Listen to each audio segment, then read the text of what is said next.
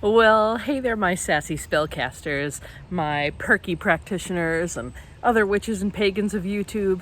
It's me, your boy Shane, and welcome back to my channel, as the case may be. I haven't made a video like this in a while where I just kind of sit and we get chatty, right? I know some of you are saying, Shane, you haven't made any videos in a while. And yes, that's very true. It's been a year, okay? I'm pretty sure the last video I made was me attempting to build a maypole, with great success, I might add. And we did just celebrate Beltane a couple of weeks ago again. So yeah, it looks like I haven't been on YouTube in a year, but I've missed you all. I've been thinking about you guys. I hope you've been well. And I'm not, this is not to say like, oh, I'm back and then I'm going to start posting with any kind of consistency again, because my life has taken some unexpected turns and I don't know that I can make that promise, but you know, maybe I'll try to post a few videos this summer. We'll see how it goes. But today I wanted to talk to you about something I've been thinking about lately, surrounding magical hygiene. And I was doing the dishes the other day, and I was just really missing being in a routine. I used to do this pretty involved new moon reset in my house, you know, to just to kind of cleanse out the energy of the month, and just kind of, you know, I would dust, I would sweep, I would mop, I would throw out the sponge in my sink, which is kind of what had, like I said, started me thinking about this. You know, I would clean the bathroom, I would change all the linens, I would, you know, a number of things. And it was just a nice little refresh. And, you know, energy is real. We feel it, we sense it, we move it. We wouldn't be doing the things that we do as witches and pagans if we didn't believe that. And there was always a palpable difference in the home after I did those things. So I started thinking about magical hygiene. And I have talked about this twice before, but without getting into like nitty-gritty kind of details. I know I had mentioned it years ago. Oh my god, I think this video is almost 5 years old, and I was talking about like, hey, you're probably not under a curse, right? You're probably not that cool and not taking up taking up space in somebody's head rent free. And if you're going through like an extraordinarily bad patch of terrible luck, you know, it could just be the random happenstance of the universe, or it could be something that you're doing, unpopular opinion, or it could be, you know, a number of things. But I know I briefly talked about magical hygiene towards the end of that video. And I think in one of my like, 5 tips for beginner witches, baby witches, I discussed, I think I called it fundamentals in that video. And that's basically what I want to talk about and encourage everybody to be doing, because I consume a lot of WitchTok. I consume a lot of social media. I'm chronically online. You know, for being a millennial, an elder millennial, they're calling us now. I spend a couple hours of every day on the interwebs. And sometimes the stuff I see just really confuses me, especially the advice given to newer practitioners or people who are looking to get into witchcraft and magic and paganism. And I understand that spirituality is not immune from the trend cycle, right? Because I've watched WitchTok over the years, and I enjoy it, you know, from some of it's like a silly, fun, you know, I like the aesthetics of it. Some of the videos are beautifully edited. You know, I like it as a kind of a cotton candy for the brain sort of thing, right? I don't know that I take tons of it seriously. A lot of it's not relevant to what my practice looks like, but it's fun to watch.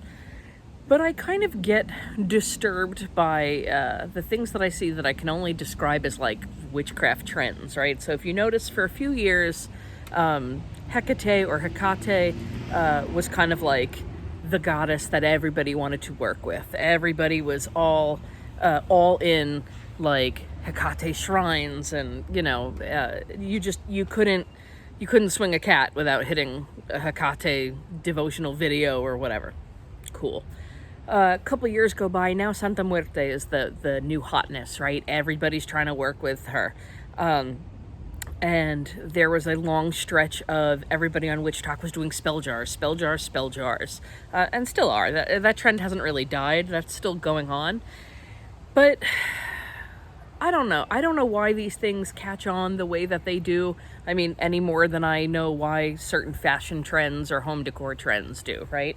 I think the psychology of all of that stuff is fascinating, but I personally don't always grasp why. And I don't, as much as I try to keep my ear to the ground of what's going on in the world. I'm not really, I don't know. I can't relate to a lot of those things, but I get that doing these things and making all these fun spell jars and building all these shrines, and I get that that's more fun than practicing your fundamentals. But it's probably not going to get you where you want to be as a practitioner, right? Like, let's be real talk here. Fundamentals aren't fun. They're not sexy. They don't make for good Instagram content, right? No one's going to post an Instagram reel of them meditating or practicing visualization exercises or doing their grounding.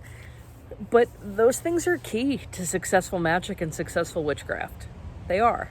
Much more than any spell jar is going to be, right? Again, spell jars are fun. The building the shrines is fun. The, filming the content is great. I mean, I enjoy it, right? But, I just think about, if you're on a sports team, and I played a little basketball when I was about 12, 13. I played a little volleyball when I was about 13, 14. And I remember, I loved playing basketball. I thought it was a blast. I loved playing volleyball, right? I had a wonderful time. But what bored me to tears was going to practices and having to practice drills, right? For basketball, doing the dribbling and the passing and the shooting and I just wanted to play the game. And then we'd go to volleyball and it was the same thing. We'd all have to line up and practice serving over and over and over, practice passing over and over and over. And all I wanted to do was scrimmage, right? I just wanted to play volleyball. I just wanted to play basketball. I wanted to skip all of those fundamentals. But you can't. You can't skip fundamentals any more in witchcraft than you can sports. And another personal story to illustrate the importance of this, I used to be a brass player too. It's been a few years, but I feel like if I picked up my trumpet tomorrow, I'd still know my way around. If you don't know anything about playing brass instruments, and I was a trumpet player in a marching band. So sometimes in a marching band, and not a great one, not a terrific one. We were okay. Sometimes the goal is to just be as loud as you can for as long as you can, right? If you're in a parade or you're playing a halftime show at your high school football game, right? It's not about training you to be some sort of classically philharmonic, right? Virtuosic brass player. It was play these fight songs as loud as you can, okay? So I developed bad habits. It's referred to by some musicians as I would blow my lip. So, all that pressure, all that force, forcing out as much air as possible to be loud, and my lip would swell, and after maybe 20 or 30 minutes, I wouldn't be able to play anymore. Well, I went to a music supply store after a while, and I went to the guy there and I said, I need to buy a larger mouthpiece. Because again, when your lips swell, if you've got a standard or a smaller mouthpiece, then you're not going to be able to get the air through the instrument that you need. So I wanted a mouthpiece with a bigger bell so I could cheat, essentially. And he wouldn't sell it to me. And these were the days before, Amazon and before online ordering anywhere really was much of a thing. He said to me, you don't need a bigger mouthpiece. You need to go home and practice your fundamentals. He's like, go home and do your scales and your long tones. You don't need a bigger mouthpiece. And I was like, damn, called out. But he wasn't wrong.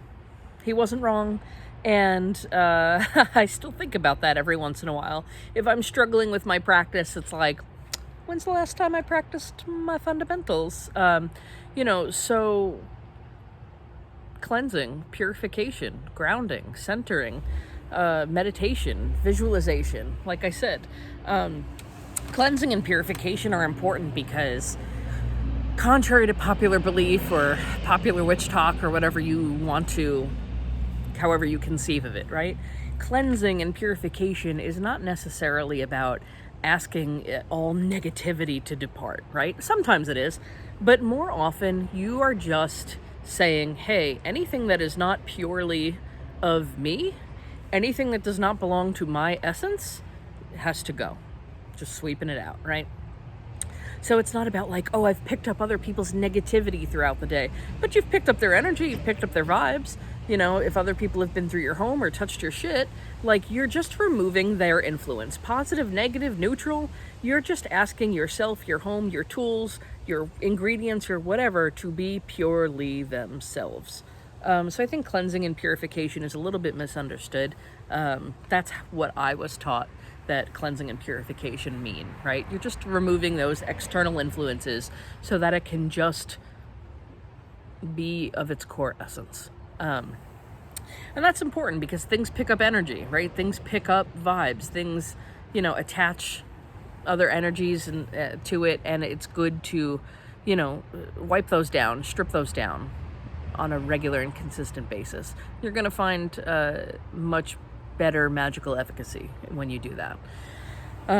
Grounding and centering yourself, right? You should be practicing the fundamentals of how to raise energy, direct it, send it, you know, aim it towards a goal, and then putting it to rest when you're all done, so that you're not walking around all jittery with all this stuff that you've called up that you can't put down. Centering yourself, like I said, meditation, just quieting the mind. Meditation doesn't have to be like twisting yourself into a pretzel and sitting on a mountaintop and chanting sutras or whatever, right? But just getting your mind to a quiet enough place where, you know, you can observe the thoughts passing through and acknowledge them and let them go. Quieting the mind to a place where, you know, if you want to open yourself up to deity or to messages from the universe or whatever, you know, you interpret that to be, that you are in a still enough place to hear those things. Devotional practices. A religious component is not necessary to practice magic and witchcraft, but if you enjoy a religious aspect to your practice, or if you feel the calling of a religious aspect to your practice, fantastic. But those relationships need to be cared for and nurtured and maintained just like human relationships do. So, you know, maybe that's making offerings on a consistent basis on some sort of schedule. And again, I talked about the importance of a schedule in one of my earlier videos, like tips for, you know, beginning witches. It's important to get yourself on a cadence. You know, nobody ever got fluent in a language that they broke out randomly once every 4 or 5 months, right? Divination, it's important to have a consistent divination practice, so that you're able to guide yourself and others if called on, you know, in times of magical ambiguity. And then the other stuff is, you know, again, not fun, not sexy, but keeping your home clean, keeping your altar space clean, keeping your tools clean. All of that stuff is magical hygiene. Getting 7 or 8 hours of sleep a night, staying hydrated, keeping your energy field as pure as possible. And again, I live in the real world most of the time, right? I have 2 feet solidly planted on terra firma, and I'm not going to tell you you have to be a 4th level vegan and you have to you know, cleanse your bloodstream of all these toxins and impurities. Like, whatever, I eat a Snickers bar sometimes. I believe in vaccines. You know, I'm not going to tell you you've got to aim for this insane ideal in order to practice magic, because you don't. You can be successful, you know, regardless. But if you are, you know, taking the time to get into nature occasionally, if you have a robust practice of managing your stress, right? If you have a ritual when you get home at the end of the workday or after school to kind of leave that stuff at the door and not bring those frustrations and those stressors into your home, you're going to find it a lot easier, and you're going to progress as a witch, I think, easier and faster. And, you know, like I said, just maintaining your house, taking care of your shit. I cannot oversell the importance of those little mundane things, right? You know, just even just the next time you sweep your floors, right? The next time you sweep or vacuum your floors and just open up all the windows in your house and burn a little incense, pay attention to what the energy in your home feels like before and what it feels like after. You're gonna notice a difference. And I know you're thinking like, well, Shane, not gonna lie, a lot of this just sounds like mundane maintenance. Now you're catching on. The two of those things are, inextricably linked. Like, I don't understand how some people are able to practice magic in a space that's cluttered, cramped, covered in dust and cat hair and, dirty, and it's got like old food dishes piled up in the corner and little bits and bobs of half-burned candles everywhere and scraps of paper. I don't get it. I think you will have so much of an easier time focusing, concentrating, directing your energy, grounding yourself afterwards, being able to set the spell and forget it when you practice all these, mundane and magical hygiene techniques. But I don't think those things are talked about because they don't make for good content. Just calling it like I see it. It's not, it's not fun to make a TikTok about, grounding techniques. Like, it's not going to grab anyone's attention, so it's not discussed. But that's what your old Uncle Shane is here to talk to you about. I'm here to say get off my lawn and come down on you, but in a fun way, I hope, in a way that I hope that makes sense. So this has been fun. I hope I've given you something to think about, and I hope you like this video. I hope you leave me a comment, so let's continue the conversation. What I miss most is just interacting with people. And subscribe if you haven't, and we'll talk about more fun, sexier things too. I promise. Just, for now, get back to your fundamentals. Practice your self-care and be good to each other.